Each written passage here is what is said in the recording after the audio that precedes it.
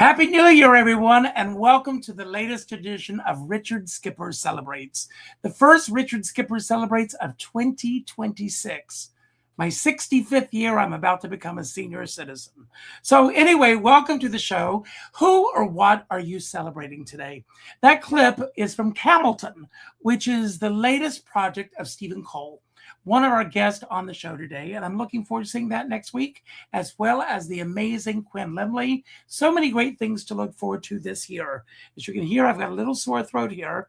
I've been screaming and shouting through the new year, but we're going to get through today, and I'm going to bring in our first guest. Nobody knows who I'm bringing on, but I click a number, and here he is.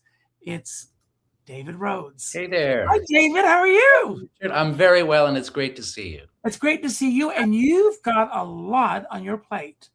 I do indeed. I am taking over as artistic director for Provincetown Cabaret Fest as of 2026, succeeding John O'Neill and Patricia Fitzpatrick, and I'm curating a festival for the first time in my life. Moving from good for you.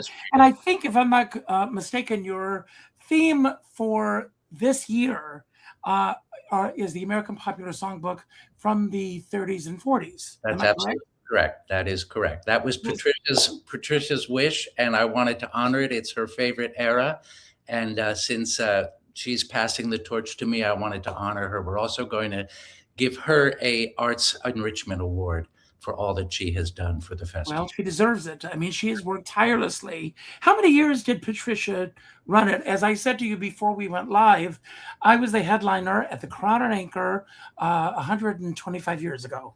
Yep. The festival has been going on for 20 years. It started with John O'Neill, and then for the past 12 years, Patricia has been running the festival. Now, you also have been part of the festival for the last few years yourself. For the past 4 years, I have been a headliner and masterclass teacher there, and it's been an incredibly enriching experience. And now stepping into this position just feels like a logical next step. Well, I'm sure that some people watching the show today have never even heard of the Cabaret Fest, which is possible. Yep, Some of them may have never even heard of Cabaret. Well, we're going to try and turn all that around. So tell everybody who's watching a little bit about what Cabaret Fest is, when, where, and how it takes place. Sure. Cabaret Fest is a one-week intensive in Provincetown, Massachusetts, featuring headliner performances by top cabaret artists and an educational school to enlighten and inform the next generation of cabaret artists. In fact, one of your guests tonight, I know, is one of my students from back in the day at Provincetown Cabaret Fest. He'll be coming on soon, I'm sure. Hello, Charles. Yes. So basically, it's a week of students taking master classes from top performers. And also the students who have been there for a while get featured in spotlight shows. So if you're interested in learning about cabaret, if you're a lover of cabaret and just want to see great shows, we offer masterclass passes for the students, as well as VIP passes for people who want to come for the week and see all the shows. Well, David, if it hasn't already happened, I'm sure it's going to happen, especially after today's show. And once the word gets out, you are going to be inundated with people who want to be part of the Cabaret Fest. Is that already happening? I've been getting all kinds of calls, and I'm not at liberty to say, because T's and I's have not been crossed and dotted, but we have some Tony nominators and Tony Award winners joining us this year, and it's going to be an incredible festival. My hope is to take some of these amazing tried and true performers who we all know, and then also provide a showcase for some new younger performers who we don't know but will want to know. Well, what is it about Cabaret Fest that attracts you, that you wanted to take this mantle and run with it? And what are the things that, and I ask this question with the utmost respect to all, you've got heavy shoes to get into. I'm aware. Those that you are following, what are the elements of Cabaret Fest that you absolutely want to hold on to? And what are some of the new directions that you want to take your audiences in? Great question. My primary focus is on the educational aspects, to provide an education for the next generation of cabaret artists and to provide a community for established cabaret artists to grow and develop their own work. But you also, and we've talked about this, or we've texted about this. Yeah, yeah. I also want to take this beyond Provincetown. Yeah. I mean, there was a time where the Mabel Mercer Foundation used to have cabaret, cabaret conventions in other cities around the country. And I even think that they took it to London, if I'm not mistaken. I could be mistaken. That's what I'm hoping. I have a very strong connection and background in London. It's where I lived and got my education as an actor. And I perform there every year at the fabulous Crazy Cocks. So my hope is that Cabaret Fest can indeed expand into not just Provincetown Cabaret Fest, but St. Louis Cabaret Fest, London Cabaret Fest, Berlin Cabaret Fest. And what will enable us to do that is funding and sponsorship. So we have now partnered with the Boston Association of Cabaret Artists, and they will be our fiscal sponsors. So we now are a 501c3. They're the 501c3, we're their baby. So we can accept donations and sponsorship and develop a festival that really can travel and do magical things, we hope. Now, how many venues are currently part of your roster for the upcoming Cabaret Fest? We're going to be, our home base is going to be the Post Office Cafe. Crown and Anchor is now in a transition period with coming in. So we're not sure what's happening with them. Gifford House is going to let us use the Wild Theater, which is absolutely adorable. And then there's also the Red Room, which I'm sure you're familiar with. Yes. I'm familiar with all of these venues. So that's great. So and then we'll see what's going to happen with the Crown and Anchor now that Trista's taken over. Well, to go back to my initial question where I asked about the possibility of you being inundated with a number of people, what is the criteria that you are looking for if people do want to reach out to you? That's a really good question. I'm certainly respectful and interested in those people who have existing reputations and audience bases who can, headline the festival. But I'm also interested in these more interesting downtown kind of people who are doing new and different things with their cabaret performances. So we have, again, I'm being tight-lipped, but we have 3 headliners who you all know very, very well, who are going to bring in those people who love and adore them already. And then we have 3 or 4 people who you may not know so well, who I have faith in can shake What things. was that word you just said? Faith? Faith. Oh my goodness, has the word gotten out? Yes, a duck just came out of the ceiling. Yeah. Let me put it to you. Let me put it to you this way. We are going to have a show that will be called Broadway Cabaret Royalty, and there may just be a prince and a king involved. Oh, that's great. Answer some of your questions. Well, great. Well, they actually were on Broadway together in Beauty and the Beast as Chip and I believe Mrs. Potts. Anyway, the word that you didn't hear that from me. Well, I know who they are. I'm sure you do. I'm sure you do. I'm on the tradition of cabaret, but I also want to see us move in a different direction with some of our younger performers. Great. I want to bring on our next guest, but before we do, because I do want to get back to our topic today, I picked faith in our art because every single person in this room deals with that on a daily basis. We have to have faith that the work that we're doing, that we're putting out into the world, is the work that we should be putting out into the world. We also have faith in terms of whether or not audiences will show up. And we also have faith in whether or not the venues that we reach out to are going to want to bring us in. So when you hear the phrase faith in our art, what does that personally mean to you at this stage of your life and career? For me, it means conducting myself with integrity and authenticity and trusting my heart and my instincts to take me to a place that will not only bring me gratification, but will enlighten and gratify the audiences who join us for the festival or for anything that I might be performing in. And David, at the end of our show today, I've got your sizzle reel queued up so that people can get a chance to see. Which, by the way, was directed by the fabulous Lenny Watts, who you'll be talking to soon. Well, let's bring Lenny Watts on since you bring his name up. So there he What? is. Hello, Lenny. Hello. So, Lenny, first of all, thanks for all the work that you do. I mean, like David, you know, all of us, you know, and I could put myself in this category as well. We could just show up, do the work that we do, and call it a day. But all of us have devoted our lives to carrying the torch forward and giving other people a chance to be seen and heard. What is it about shining a spotlight on others that appeals so deeply with you? Well, I don't have to memorize songs anymore. So that's a good part. No, you know, I if you would have told me, you know, 10 years ago that this is what I would be doing, I would have told you that you're nuts. I mean, I would have never had an idea that I would had my own school. It's funny because people always say, "Oh, your dream, you're living your dream." It's like, that was never my dream to do this. I always wanted to be a performer and be on Broadway, and I went to school for all that stuff. And then I just reached a point where it became important to me to be there as a support for other artists. I can't explain why, but I mean, nothing thrills me more than being in the back of the room, watching people do what they do that have such a passion for it. You know, I thought my passion was performing, but maybe my passion is actually in the creation of that more than I would have thought years ago. But I just love it.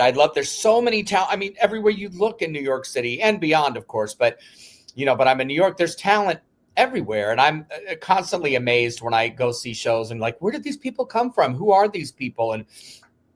And so it just, it's really satisfying to me to be able to be in the back and help other people kind of create their dreams. And for me to be a part of that is just really exciting. And I would have never thought that that's where I would have wanted to be years ago. It's just talk about faith in your art. I mean, you just kind of have to have faith that you're on the right road and that you're taking the right fork when you get to the fork, and you just kind of have to have faith. And I got here by, Richard, of course, that because you've been around like me, since the late 1800s.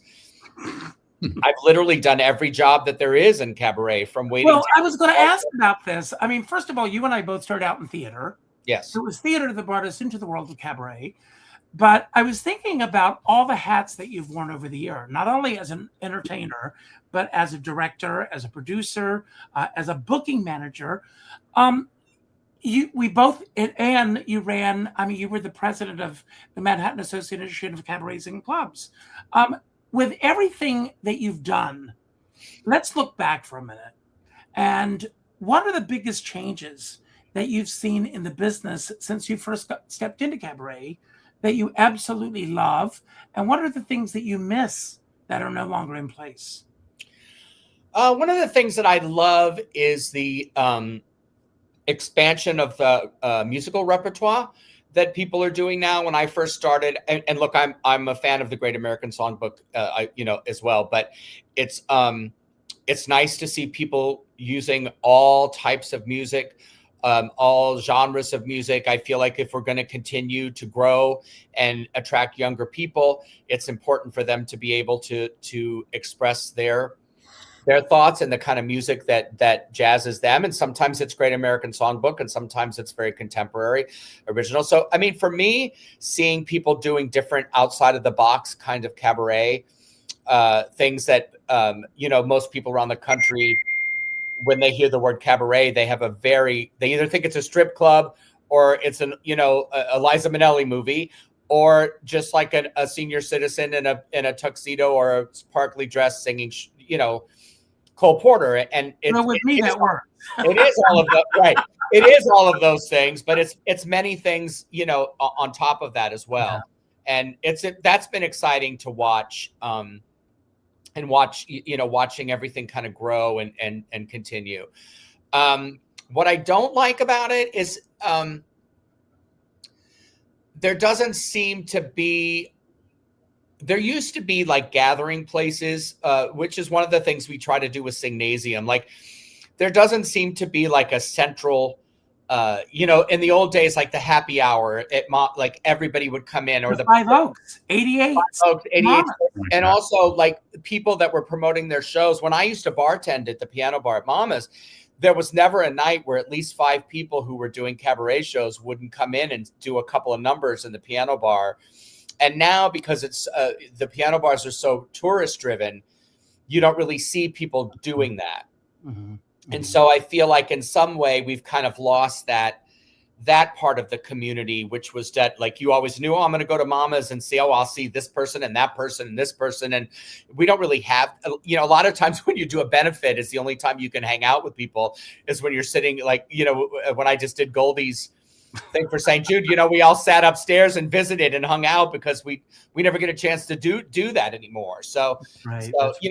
That aspect I think is, I kind of miss this, that social aspect, because you go to see a show, you watch the show, you sit there and you're quiet and then you leave and you go about your business. So I do miss that aspect of it. Okay. Well, I want to bring on our next guest, but before I do, I want to ask, has there ever been a moment when your belief in your art was tested? And what helped you stay connected to what you need to do? Oh, my belief in my art is tested daily. Huh. I mean, it was tested when I went to AMDA and was told that I'll never make it in musical theater. When I was told, I'm not one of I'm not one of those people that gets the phone call. And so I have to create everything on my own. And so my art and my belief in my art, I think as I've gotten older, I don't let other people's idea of what I should be doing affect what I actually do.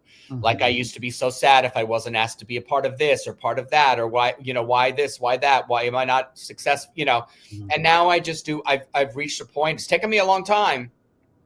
But well, I totally agree with you. I mean, we used to send out demo tapes. And I would send out the demo tape and they would say, well, can you put more comedy into it? And I would create one that was comedy heavy. And then they would say, well, we want more music. And I would send that out. And it was like, and sometimes I just felt that they were just giving me the runaround. But Lenny, I want to bring on our next guest and we're going to keep this conversation going. So pick a number 1 through 3 and we'll see who the next guest is. Oh, I would like number 3. And she, like both of us, has been around a long time. You know who it is because she's the only she on the show today. And what I love about Quinn, and I think I've said this to you before, Quinn, maybe I have or maybe I haven't, is that you are constantly reinventing yourself. I mean, you've got this Rita Hayworth show that you've been doing, but you've taken it to other levels. Mm-hmm. There are different ways of presenting it. And, what keeps you going when the tough and you've been through, especially this past year, some really rough patches. Yes. Thank you so much for the wonderful question, Richard. And oh my God, to be here with David and Lenny and Stephen, and my goodness, I am just so honored. I think that I just have to keep creating and reinventing myself, whether I'm doing directing like you, Lenny, and showing a different side of myself, producing my rock and roll tribute shows like Ultimate Queen Celebration and Pink Floyd Rebel Rebel and Rebel Rebel, the David Bowie show. But I just feel like it's. I want to let everyone know that when you talk about Queen, you're talking about the band. Yes, the Ultimate Queen Celebration. My artist, my show. Ultimate Queen Celebration is happening every day. Oh yes, we celebrate queens every day, right? Yes, but a queen, we will rock you, Queen. So, but I feel like I just have this need to keep reinventing myself, and I have a lot to say. And like you said, Richard, it's been a very challenging 2 years. And I feel like I'm growing into the person that I need to be. And I have more to say as I grow as an artist, mm-hmm. especially as life gives us challenges. And, what better way than to express ourselves or our wisdom or our process through the arts, through song, through theater, through film. and Well, television. with you, I think of that quote from Dirty Dancing, where she says, "Baby will not be put in a quarter." That's And and you are constantly reinventing the wheel to make it work for you. Um, I'm going to ask a similar question to you that I asked for Lenny. We both have been around a long time. What are the things that you like about the business that have changed, and what are the things that you miss that were in place when you first started out? The things that I like about the business is the accessibility to create, whether that's like doing my TV show. Like, we have tools that we didn't have when we were starting out, financially, and accessibility and social media and all of those factors. So I'm doing a lot in the television sphere now. I'm doing a lot in video and film, but touring is my main thing. The thing I didn't like, and why I went into Cabaret, and Cabaret was such a great format, because I hated getting up at 5 a.m. for equity calls, and for my, waiting in line for hours for my 30 seconds or 15 measures of next. Because I maybe I'm a control freak. I think I'm a really collaborative person, but I want to control my destiny.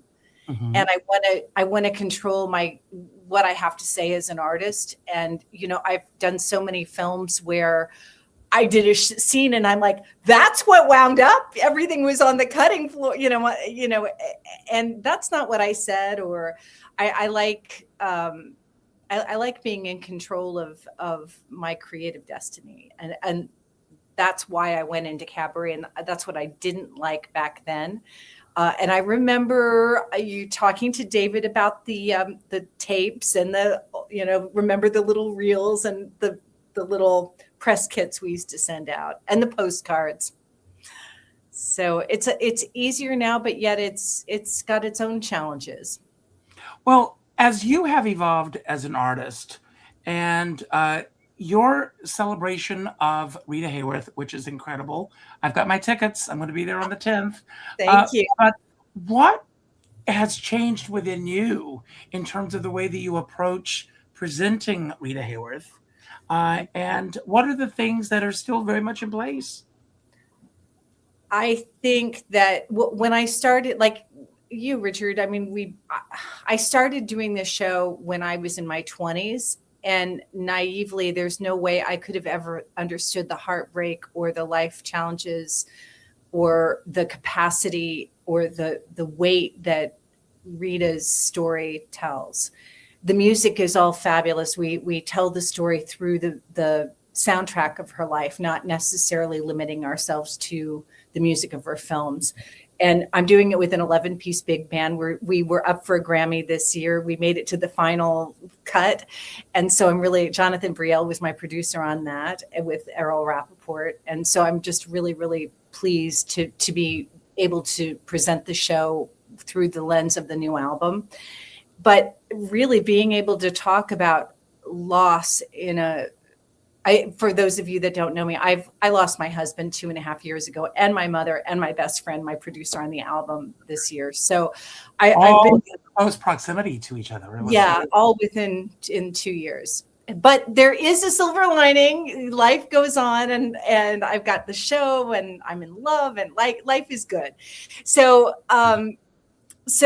and my album's out, so it's all good. But I really was able to use the show. We had a residency at Don't Tell Mamas. Thank you, Sydney Meyer. And now we're at the Triad, because I can't fit 11 pieces and 8 horns. Some people have tried. Yeah, well, I did it at 54 Below, and that was even hard.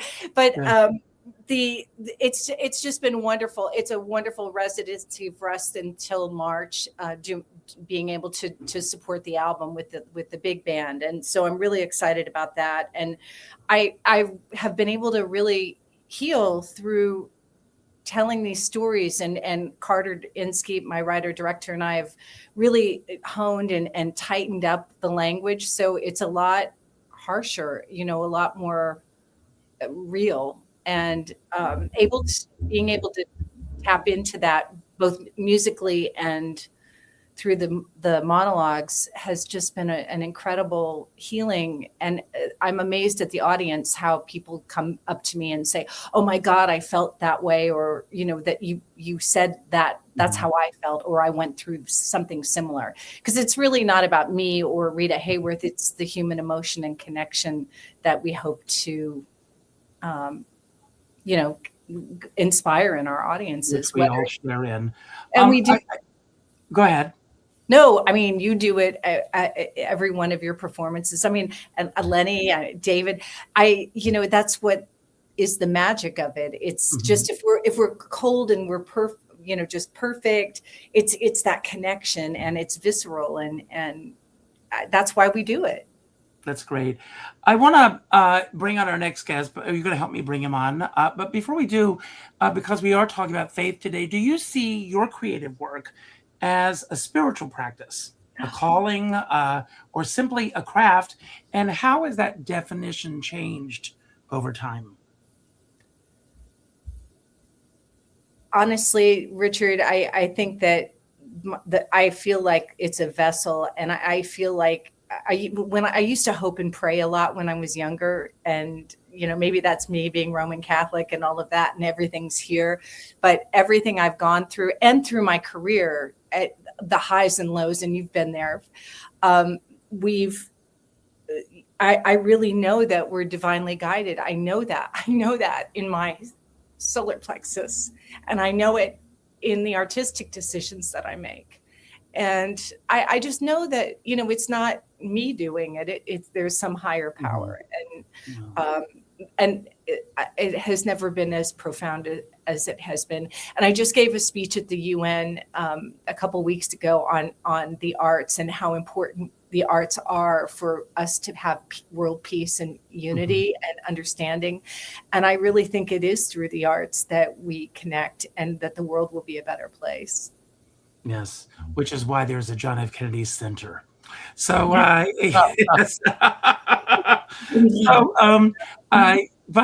you're going to bring on our next guest. So, door number 1 or door number 2? Well, I think we should go for door number 1. Let's be fast and furious. Okay. Well, we've already seen him at the beginning of the program. Hey. Oh my God! Now, I'm going to be there on the 9th, Right. a night, and then Quinn the next night. So looking forward to that weekend. Stephen, you can build upon anything that you've heard here, or you can take us in a completely different direction. Well, first of all, Quinn and I worked together. We tried to do a theatrical version of Rita Hayworth in a basement on 42nd Street with a crazy producer and a maniacal director. Remember all that, Quinn? And we had a lot of fun. And we did some great work. And actually, since then, Quinn, I'll send you the story. I wrote a short story about our producer and that whole, not that experience, but other experiences. Oh, please. Guy, his name was Quinn. Rick Hobart. I'm a theatrical producer. Is he still around? He was producing Rita Hayworth Hollywood Goddess. and I was hired to write it, and I brought in a director. And you were brilliant.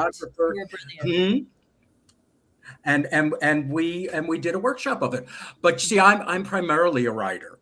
But now with Camilton, I'm not making a comeback, but a return, because I was, in fact, a performer when I was 14 and 15 and 16, all the way to 21, when somebody told me you're too old to play kid parts anymore. And so I grew up and I wrote musicals. And after 14 musicals, I started to get the itch again. And this show is about the real life experience of writing the first American musical to premiere in the Middle East, which also became a show called The Road to Qatar. Which I saw. This is a completely different piece. It's just me and just me and some media, and we're doing it in a small room, but it's theatrical and it's kind of a stand-up routine, but it's more of the truth, more of the true story. The other was fiction, and we call it Camelton because I'm hoping to sell $1,000 tickets if you mistake the title. But they're only 15 now. We're going really cheap, and we're doing it for 2 nights because I thought I had this crazy idea. Since The Road to Guitar was a big hit in the Edinburgh Festival, I wanted to go there and I want to do it. And I have a producer in England who is sponsoring it. And so I said, well, I better try it out first before I even think about it. And so I'm doing it. And that's what's going on the 9th and 10th. And I'm so glad you're coming then. And Quinn, you're welcome to come on the 9th. Obviously, I will be there with bells on. Yeah. Is there, but as far as like the faith in our art, I mean, who doesn't? I mean, you have to, when you write musicals, you sit down and 8 years later, you're lucky to get it on the stage. And I mean, really lucky. And I've had 14 of them produced, but it has changed so much since I had my first show done in 1995, starring Hal Linden in Fort Worth, Texas, because now it's harder. The more experience you have, the more you have under your belt, you're now, that old has-been who's written 14 shows, instead of, oh my God, he wrote 14 shows that got produced. And so, I mean, I have found, I'm sure you've all found this, it's who you know, not what you know. Sometimes it's your connections, and you hold on to those dear connections and those friends. I've had 6 world premieres in the Dallas-Fort Worth area only because of connections. I'm going back there in May to do a reading of another show. And I'm from Brooklyn. Why am I doing in Dallas, Texas? But I am. A lot of people in Dallas-Fort Worth are asking the same question. I know. They're saying, what are you doing here? No aspersions, no aspersions. It was like when I did Gross Singers there, the show about the Catskill Mountains, starring those 2 great stars of the Yiddish theater, Gavin MacLeod and Ruta Lee. They said to me, listen, there are no Jews here. And I said, what? And guess what? They all showed up on opening night. All 6 of them. Yes, there were 6. No, we had a lot. It was amazing. So I've learned a lot doing all these musicals. And I thought, well, now it's time.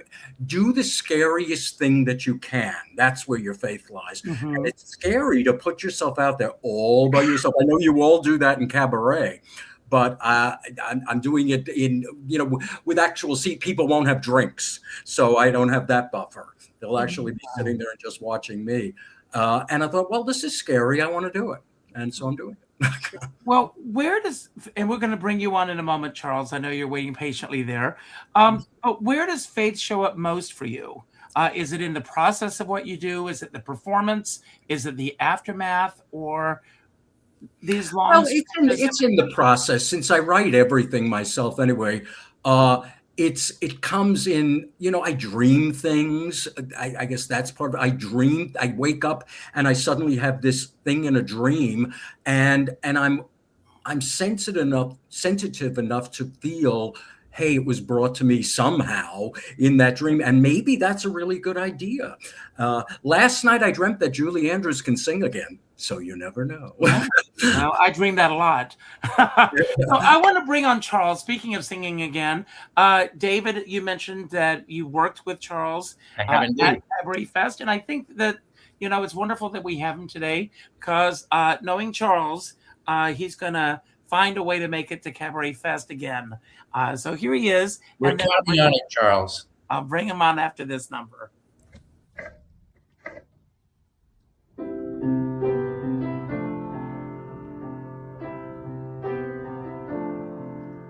My days have little glamour, writing memos, making calls, and wincing at the grammar written on the bathroom walls.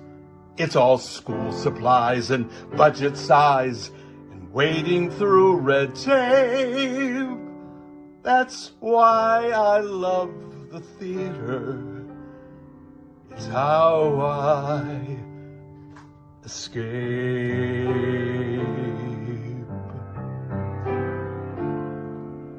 We look to you to take us away from the soul-crushing jobs and emasculating pay.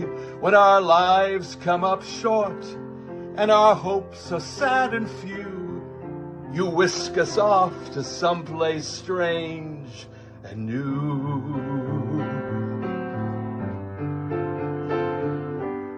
We look to you in good times and bad. The worlds you create make the real world seem less sad. The curtain goes up, and every now and then it feels as if we're coming home again. Coming home again. A place to run to when everything goes wrong, when the answer to each problem is to burst into a song, and standard rules of logic just simply don't apply when people dance in unison and no one wonders why.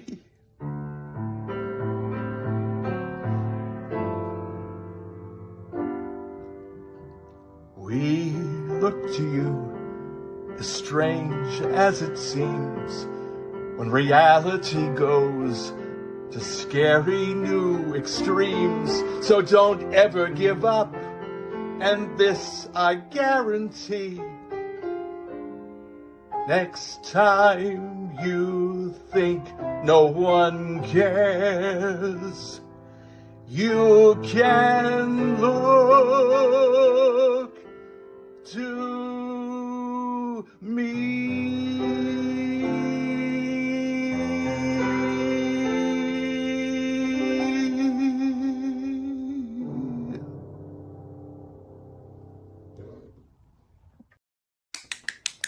Charles, welcome to the show, and what a great Thank you so much.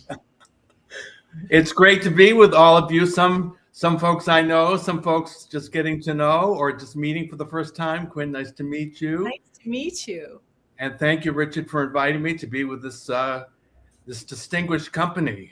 Well, they're in your distinguished company as well. So we're, Charles, it's so rewarding to see somebody who came to Cabaret Fest as a student and now has taken that ball and become a performer in his own right. It's really an honor and a tribute to have worked with you and see where you have Well, come. thank you, David. And I've had the privilege of working both with David and Lenny in different types of workshops and Provincetown Cabaret Festival a couple of times, where I did a couple of highlight shows there that I made into my own show that I've been doing over the last year. So, and Lenny in Italy this summer, and he was my artistic advisor for my New York Don't Tell Mama debut in October. Was my cabaret debut in New York City. So hopefully the first of many, I hope.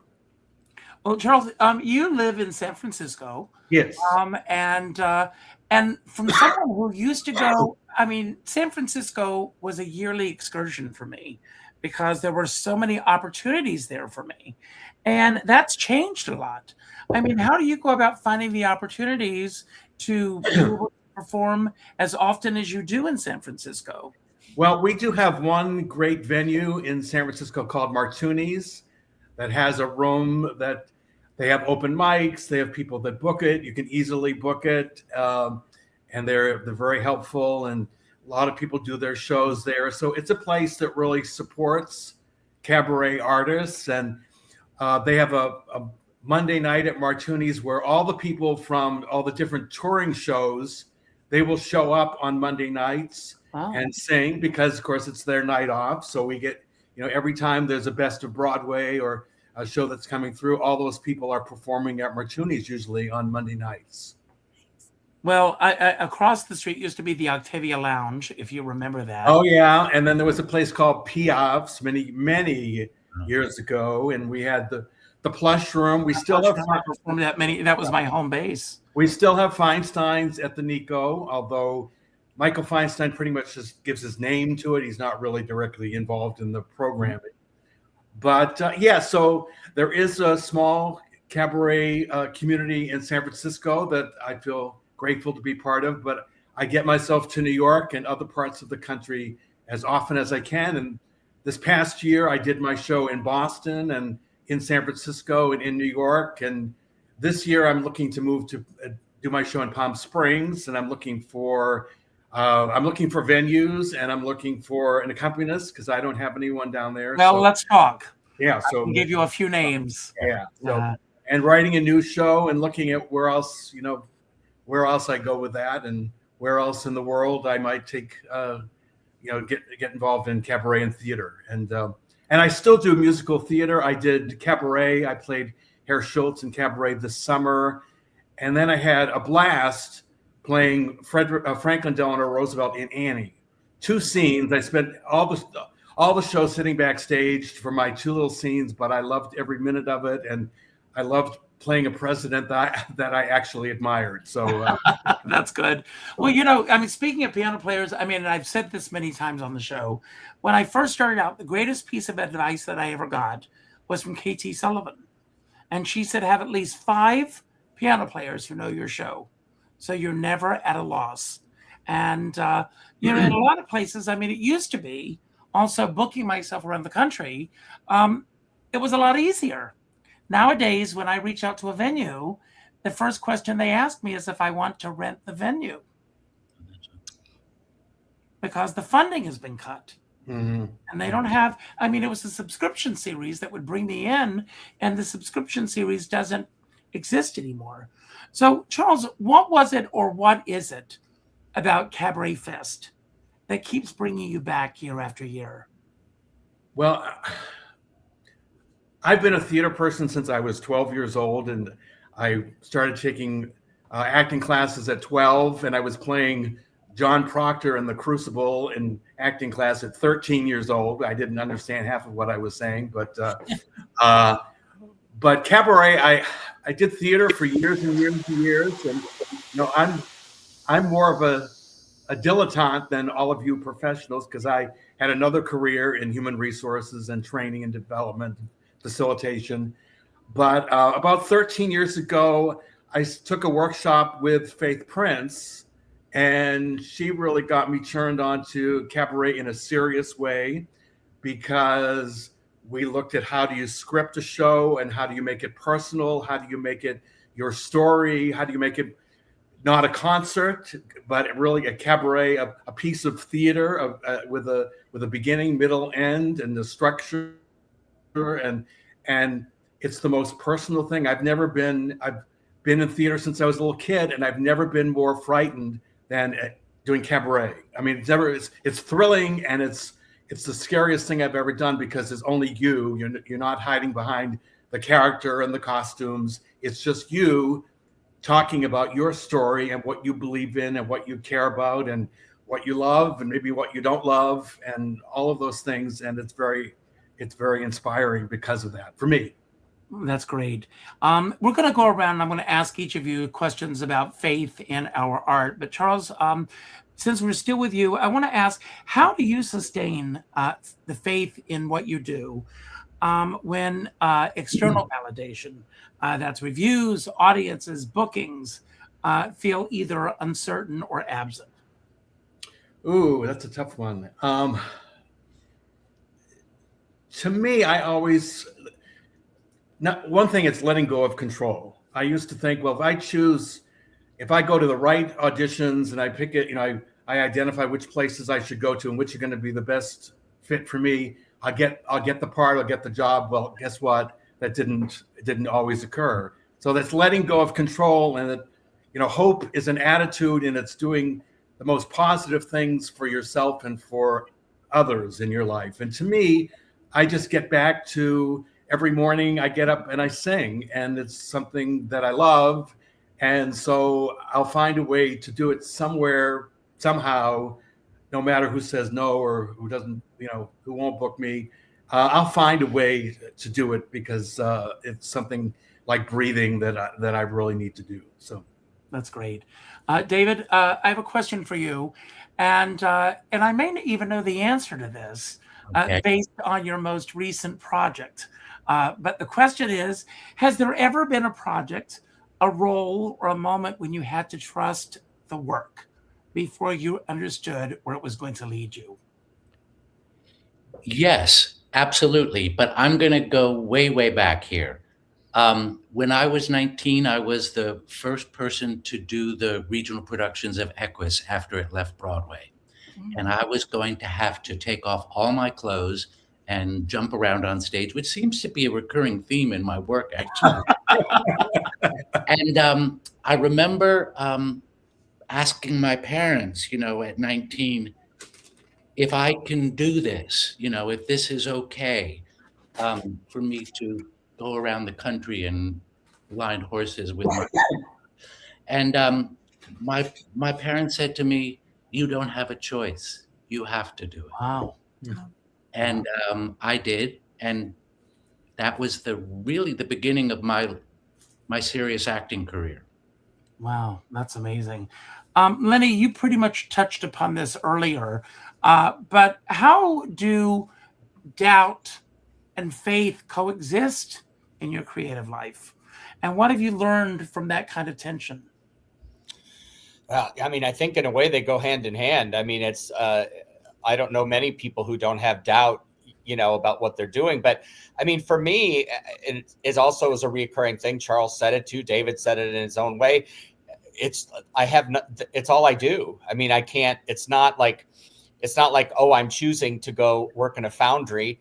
It's just like this is what I do, and I have had to figure out many times how to redirect that.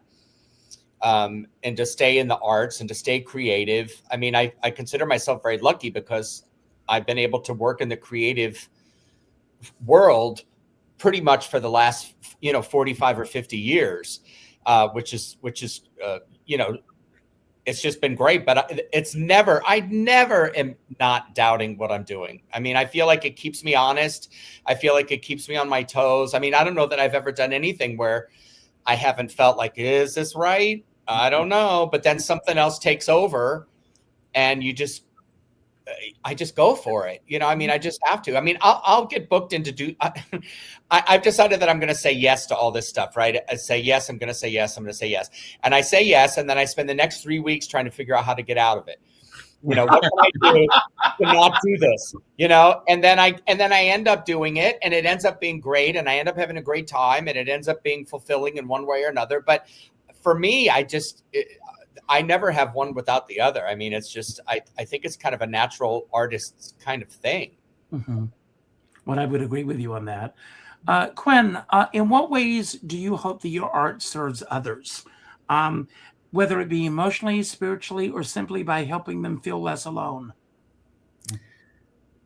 Well, I hope I'm doing that now. I think when I have an audience member or a fan or somebody that writes to me and they say, "Oh, this story touched me," or "That song touched me," or "I had that experience." When I was doing Burlesque to Broadway, that's a show about my relationship with my grandmother, believe it or not, because she introduced me to the world of burlesque, Broadway and beyond, and the special bond that we shared. And I can't tell you how many people, especially young women, talked about how they entered their womanhood through their relationship with their grandmothers, and that was really powerful. And so whether it's love or resilience or relationship, any of those themes, I love it when people come back to me and they tell me their stories. It's so exciting when they reflect back their story through what you shared on stage. That's great. Stephen, same question. Oh gosh. What is it again? Tell me. In what ways do you hope that your art serves others? Oh, basically? Well, I'm out there to make people laugh. I think laughter is so important, especially now. And I'm a laugh whore. And if they don't laugh, I'm one of those people who stand up there and go, laugh. What the hell when is you and I here? are sitting in the last row. No, I'm Yes, exactly. Wake up. But I love that. I think laughter is the ultimate healer, and so that's what I'm out there to do. And I do get a lot of feedback. I also work with this group called Rhodes Scholars, where I bring, for a week we bring them into New York to see 3 shows and go to Sardi's, and I take them on tours of all the theaters, and then I do my show for them, and that's how this whole thing has developed. And if I can make 24 disgruntled senior citizens laugh who have come from all over the country, it makes my day. But I've changed them. They come and find out that theater is not just sitting and watching a show. They find out it's a tough business. It's really something. I wrote a song for my show Merman's Apprentice, which Clea Blackhurst still sings in her act, called Taking the Veil. And taking the veil is what we all do. We all become nuns in a way. And so taking the veil is something I teach them. You don't get to do this unless you don't get to eat that steak and baked potato. You have to eat those vegetables too. And you have to not talk all day if you're going to be singing at night, right, Quinn? And by the way, I wanted to ask Charles. Can I ask Charles a question? Yes, of course. Did you write that song yourself? That's a song from the musical The Prom that was on Broadway. Oh, okay, great. I didn't remember that because I'm a writer. So I was going, who wrote that? Okay, that was really good. You did a great job. So basically, that's where my faith lies. I have to have faith that the jokes are going to land, and if they don't, talk really fast. Now, I've got a question for each of you. It's the same question, so think about this. I'm going to start with you, Charles. If you could offer one sentence to an artist who is struggling to believe in their work right now, what would you say from your own experience? I think I would say something like this, is that your story is important. Your life experience is important, whatever it is. That Cabaret is about telling our story, and that we all have an important story to tell. And the art of it is finding a way to do that in the most open, honest, open-hearted way possible. And if you do that, if you dig deep and you're vulnerable and you show who you are, then the audience will connect with you, and they'll connect with your story, even though the circumstances of all of our lives are very different. That's a great answer. David, same question. Yeah, I would say compare and despair. Don't look at anybody else but yourself. You are more than enough as you are. Perfect. Lenny? Yeah, I mean, it's the same thing I say all the time. The compare and despair thing is what kills so many people. I mean, everybody's in their own lane. Everybody's got their own story to tell. And also, not for nothing, sometimes if you're having some issues, sometimes you might need to take a little break and take some time and think about things and think and prioritize. And then when it's time to come back, you'll come back, but everybody has a story and everybody's got something to say. Answer. Quinn? You never know who's in the room. You never know who's standing next to you. I can tell you, I have so many stories, but I have one where my first show was in New York at Panache with Sydney. And it was the first time I had presented my Rita Hayworth show, and my uncle came from Chicago. And the one night he came all the way, and we were going to film it, and there weren't enough people to have the show go on. You had to have more people in the audience than on stage. And I thought my world was over. Of course, I was like 20 something. And then the next show, there's Ron Field, and he produced Laws with Rita Hayworth, and he's wanting me to do this whole workshop with him. I had no idea who he was. And the same thing with Burlesque to Broadway. We were launching this show that was touring big performing arts centers during the recession. And I mean, we just could barely even make it to meet payroll. And we wound up as a final contestant for Shark Tank. And a former Toastmaster said, if the sharks don't bite, then I'll be your investor. And we wound up, she was the best investor ever. And we didn't have to give away half our show. And we toured all over. We did everything that we set out to do, but that was just having faith and believing. And you just never know. It takes one person. And when you say yes, I can't remember who was saying yes. Oh, I think it was Lenny. He was saying yes to everything. Yeah. It's when you walk through that portal of fear, but yet the conviction that you know that the right opportunity or the right people will be on the other side, but you have to have the courage to say yes. Well, speaking of saying yes. Sydney. Oh, Sydney. Hello, Richard. I've watched from the start. I have booked 4 of your 5 panels. Yay, Sydney, we love you. We certainly do. Stephen, same question. Well, you know, it's interesting because in my show, the only new song that is in the show is a new song I wrote with David Crane, who went through the whole experience with me of going to Dubai and Qatar and Bratislava. And we wrote a song, which I thought was the moral of the show, but it's kind of the moral of my life. And it's called The Power of Yes. Mm-hmm. And it was the whole idea. And it took me 20 years to realize I would never have gone through that incredible adventure of writing the show and having it done in front of the emir and 1,000 of his best friends, and then writing a show about the show, and now writing a show about writing the show and a book about it. If I hadn't said yes to the most ridiculous email I ever got, which said, "We want you, write musical. How much?" And I said, yes. And I don't know if I would do that now. I don't know if I would wind up in the Middle East now, but I did it then. And so I always have to remember the power of yes. And I say that to people all the time. And also you have to know when to pivot. You have to know when to make changes in your career, just as I'm doing. I'm still writing. I still got a big new musical that hopefully will get on in the West End in the next couple of years with David Crane. But this is a distinct pivot. And then writing books was a pivot. And also, I remember when I was doing the book about that book about that girl, Marlo Thomas told me her father said that. Don't watch what anyone else is doing. Go down your own road. And she did that in her whole career. And I took that as great advice from her. Wow, that's great. Well, everyone, I want to thank you for being on the show today. I want to thank everyone for watching today. As I said earlier, I'm going to give each of you a chance to have your final word.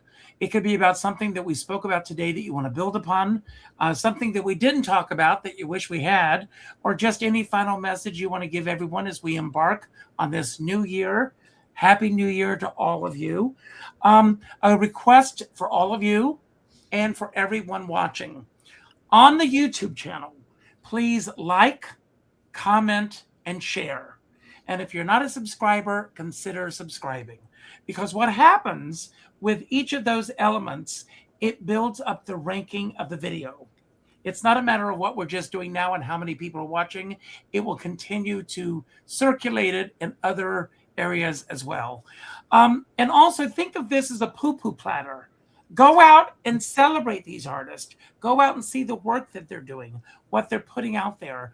When I was, Charles said something earlier that triggered something in me. There are 2 thoughts that I have. Number one, there's no such thing as a one-man or one-woman show.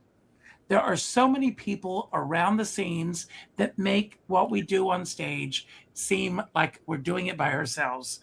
But we don't do it. And I want to shout out to everybody, the lighting people, the booking people, the people that show up. There's so many things. And I also, Carol Cook, who was a dear friend of mine, said that when she was doing a show, she would always start each night before going on, and she would read the script backwards to see where she had come from to get to where she was going.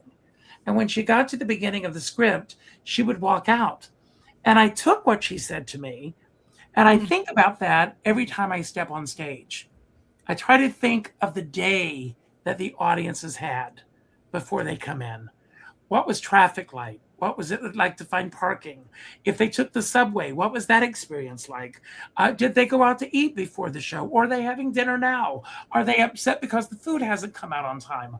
All of these elements of what that audience is experiencing before they walk out on stage, I try to think of every single night.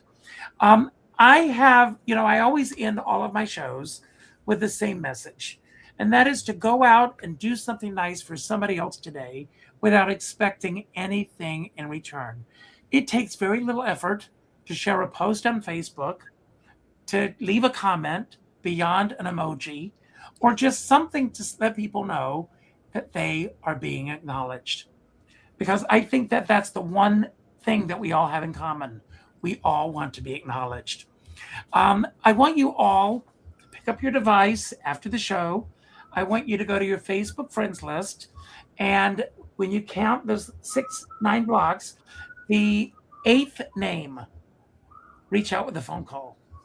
Okay. Not an email message, not a text message, not a private inbox message, a phone call.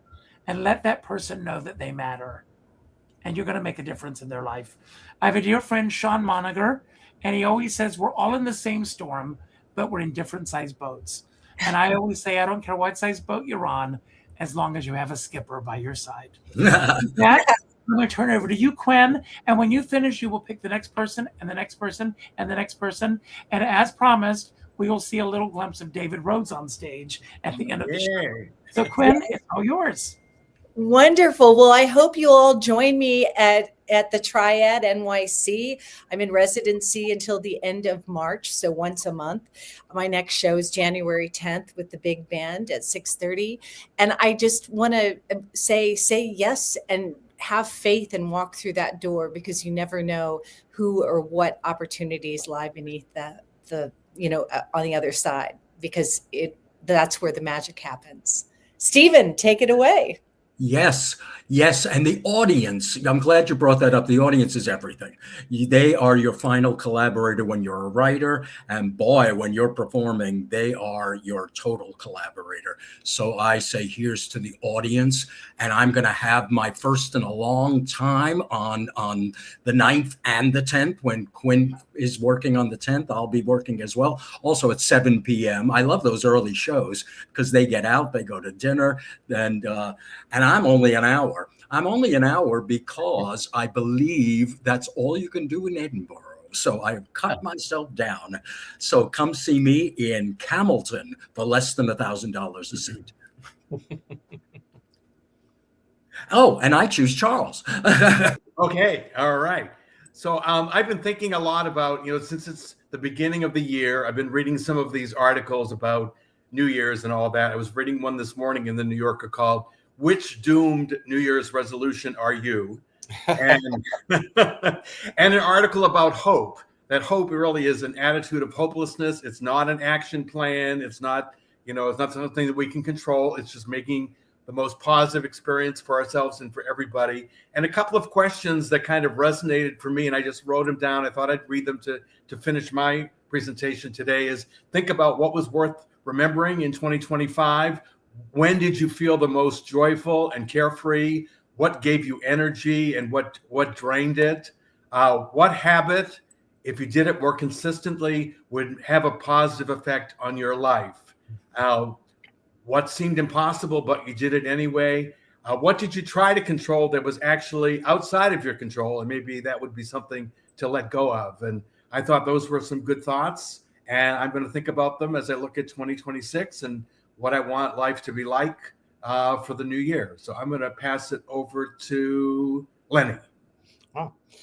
Well, I think something that is very important is to surround yourself with people who are not only there during the bad times when you need support, but are also able and willing to celebrate your successes and the good things in your life.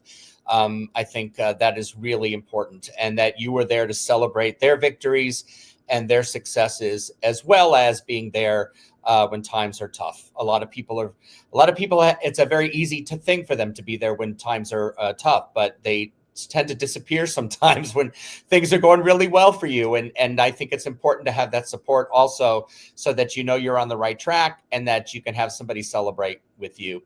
And I guess I will pick David Rhodes. Great, great. I just want to, with everything that's going on in the world right now, implore everybody to please be peaceful, please be present, and please treat people the way you would like to be treated yourself. That's all I want. Bless you all. You should have fallen in love with old Cape Cod. Hello, I'm David Rhodes, and welcome to Swanoir. It's delightful, it's delicious, it's delectable, it's delirious, it's dilemma, it's the limit, it's deluxe.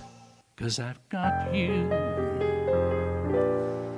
under my skin.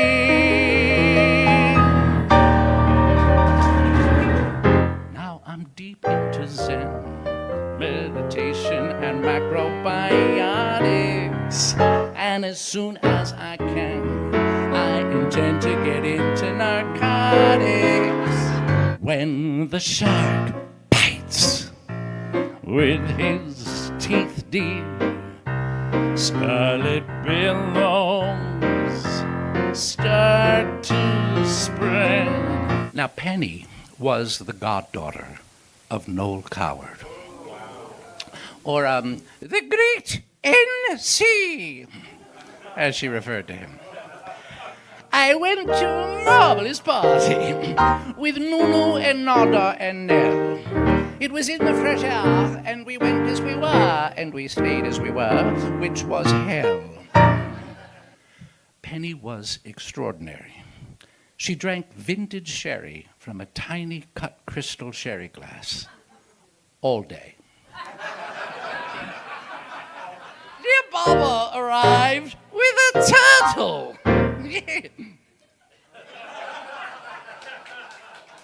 Which shattered us all to the core. I couldn't have liked it more. And I think to myself, what a wonderful world. 'Cause I'm hip, hip, hip, hip, hippity, hoppity, scoobity-doo, maybe Mike the Bootleg Lady Marilyn, maybe come out and play with me. And the moment before she died, lifted up her lovely head and cried, Madam,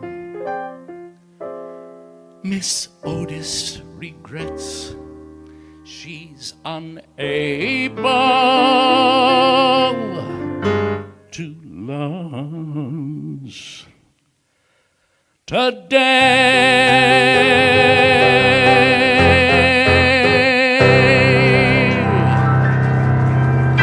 I'll drink to that.